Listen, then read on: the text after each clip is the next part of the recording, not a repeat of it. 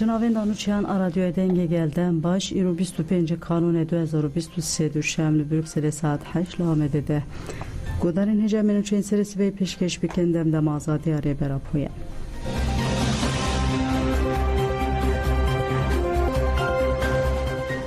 Devleta Tirk êrişî Kobanê kir, du kes birîndar bûn. Devleta Tirk a dagir ker bi balafirên keşfê li navên de bajarê Kobanê kampeke û ciheke tamirkirina erebeyan bombebaran kir ve sibê de encamê de du karker birîndar bûn û ziyanên maddî çêbûne.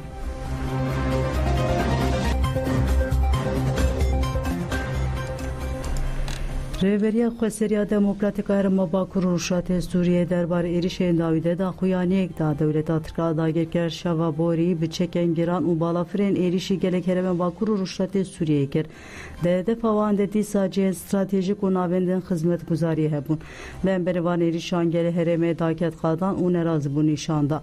Rêveberî Herêmê Xweser jî bi daxuyanekê êrişan mezar kir û got gefû êrişên Devleta Tirk ên li pay hev bê bersiv û bertek dimînin. Devleta Tirk li dijî Herêmê Xweser rêzê qirkirinê pêk tîne û daxwazê wê dixwaze xelkê qetleam da derbas bike. Du Devleta Tirk a dagirker gelek noxteyên petrolê avahiyên stratejîk û xizmetguzarî li herêmên Tirbespiye û Dêrikê hedef girtin. Ev êriş û hedefgirtin temamkirina êrişên dijî herêmê yên salên Bûriyê û Arman jî bê îstikrarî û alozî. Devleta Tirk a dagirker biriya êrişên xwe piştgiriyê dide terorîstan da ku ev kom xwe birê xistin bikin û êrişan pêk bînin. Ev êriş têkoşîna li dijî Daişê asneng dikin û krîza di tevaya aliyan de kurtir dike. Di dawiya daxuyanê de Rêveberiya Xweseriya Demokratîk ev ban kir. Tevaya aliyên li dijî Daişê têkoşin gerek helwesteke li dijî van êrişên nereva yên Devleta Tirk a dagirker nîşan bidin. Her we em bank li tevayî rêxistinên hukukî mirovî dikin ku li dijî sûcên Devleta Tirk bi erkên xwe rabin.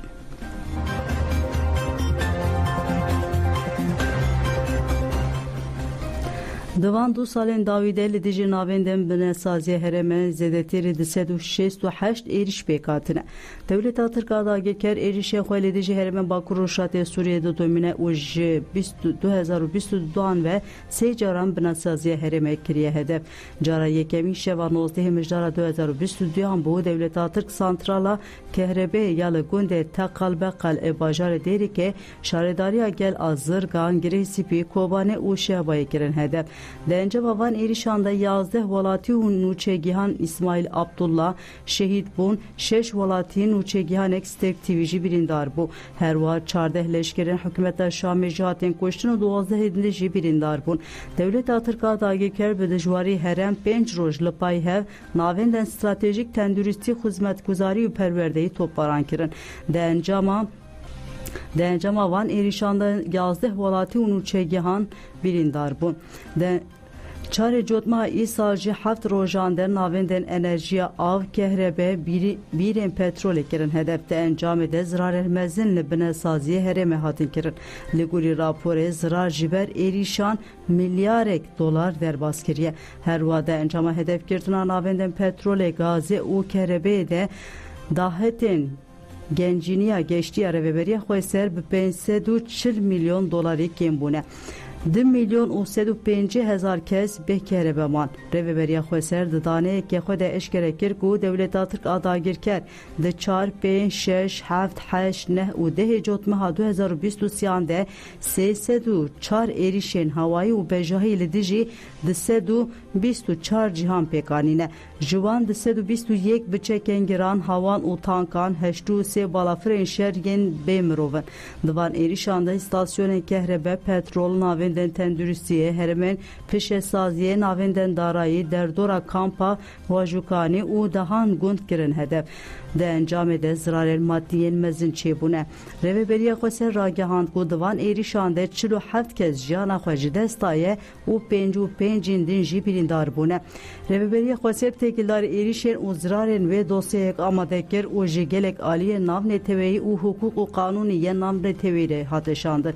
Peşte dahuyaniye vezire karen derveye Türkiye Hakan Fidan Benesazi u şorzazi ala Irak u Suriye'ye navenden enerji evi armancı ravane ev eriş zede bune dahuyanek da bu arteş atırka dagir kerdu evari carek edin navenden petrole yerine derdure dirbespiye istasyona seyida ya nezi günde girdem u istasyona evde toparan ker her va kargeha plastik alı başure tirbespiye yalı nezi benzinxane aşağı bonkir hedef de toparan alı ser istasyona evda de volatiye bina ve Hüseyin Hamza Sadun birindar bu ulena xoşxane qamuş reyte derman kirir.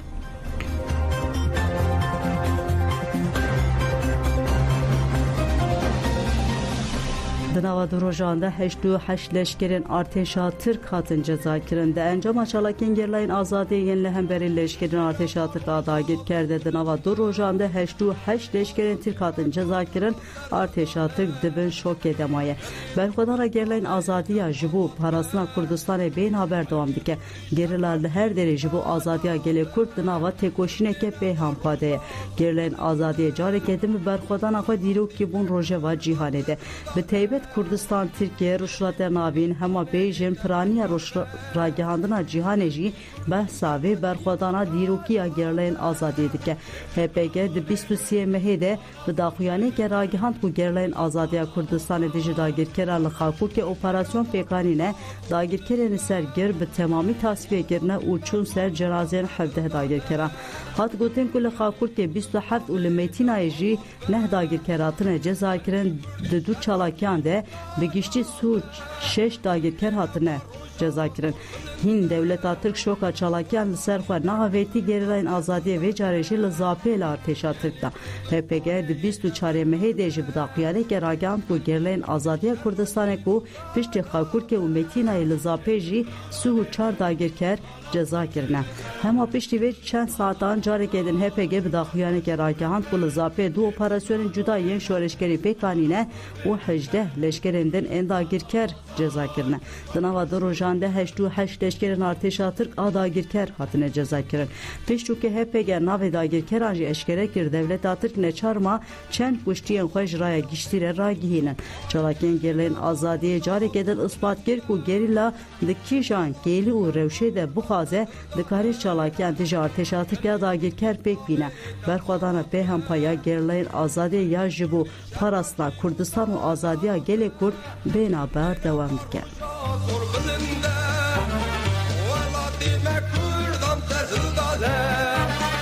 Gelli Kurdistan'e etevret garbe Elki Kurdi şerman şiru salabe Levim rano levim Bana sor belinden Kurdistan'a azad Çıkasa şurimden Endam inisiyatifa gel aba kuruştate Suriye gotenj bu azadiya fiziki rebera po em bibiryarın. Endam inisiyatifa gel aba kuruştate Suriye Semire Muhammed yarker ku gel edici erişen dagir kere yen devlet atık liber xwadeden u got devete koşina live qade ya edici dagir kere bemezin kirin. Em duxazın tectal ser rebere xwe bdawi biken azadiya fiziki rebere mecbu me hamuyan vazifeya serekeya. Hezi navne tevi dive beberpisyariya xwe ahlaki hukuki rabend ve tectal ser rebera po erişen dagir kere yen ser Kurdistan'ı bene ravastandır. Tecitken reberti de haman demede tecitken gelen Ruşrata navine me fikir felsefe reberti juxare esas girdiye. Semire Muhammed Gud reberti jiber fikir felsefe avi tecitkerin de şah sevide tecit de sergele gelan temeşandır. Jibu ayşti uçari seriye pevistiya me reberti heye jibu şkandına tecite o misogerkena azadiya fizikiya reberti eme hata daviye tekoşine biken. Endama inisiyatifa gel aba Ruşrata Suriye Şahnaz Hazarji diyar kirku erişen devlet atık nukare iradeye gelmiş yine gut be tecitken reberti devlet atık duhaza morala gel tek bebe leve nukar beb serbkeve reberti 25 sanatından Türk tegirten enveke dayken ayşti o gele Kurd heyzi iradeye hoş rebera podikirin hatta ku azadiya fiziki reberti misoger bebe emete koşine hoş devam bikin.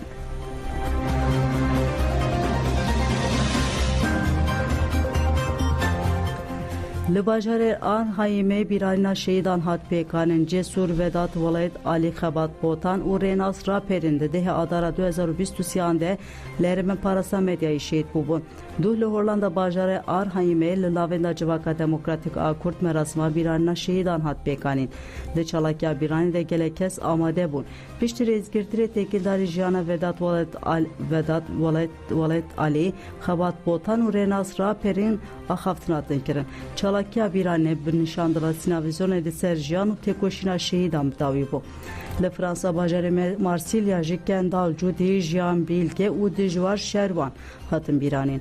Dijwar şervan du dê cotmeha 2023 Kendal Cudî 28 mijdara 2023 û Jiyan Bilge Ernest Çekwara di sê kanûna 2023 de li Metîna şehîd bûbûn. Merasima şehîdan navenda Civaka Demokratîk a Kurdiya li Marsilyayê hat pêkanî. Piştî rêzgirtina axaftin hatin kirin sersaxî ji tevayê gelê Kurd re hat xwestin û hat diyarkirin ku li ser xeta şehîdan wê têkoşîn dewam bike. Çalakiya bîranê bi duruşmayan bidawî bû.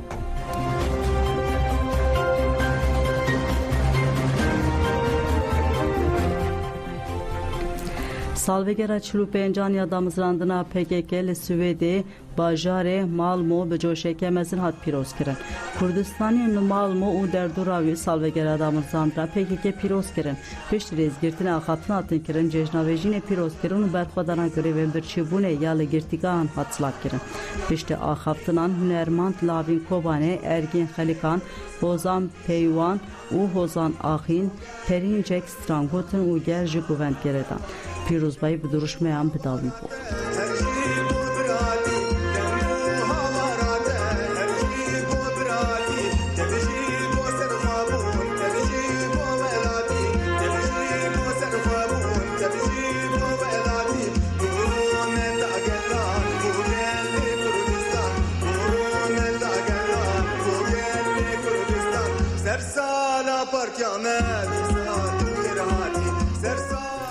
İbrahim Şahin diyarker ku hükümet berpirsiyare xizaniye serokê berê odeya muşavirên malî û hesibkirên serbestiya wanê SMMO İbrahim Şahin diyarker ku li gorî daneyên saziya dewletê Tuyîkê bajarê wanê bûye bajarê herî xizan.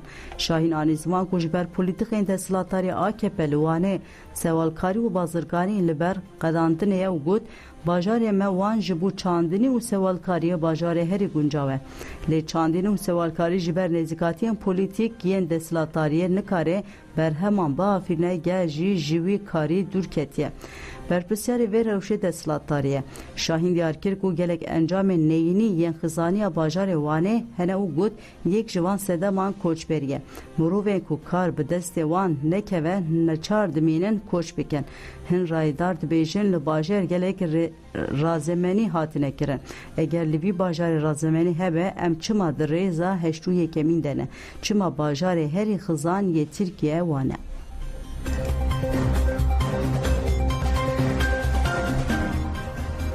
Politikaya avê ya Tirkiye şer û talane ajansan û çeyan ANF derbarê polîtikaya dewleta Tirkiye li ser ava çemên Dicle û Firatê dosyayek taybet amade kiriye û dibêje bendavên mezin yên ku Tirkiye di çarçoya GAP de çêkirin teva li dijî tevgera azadiya Kurd PKK ne.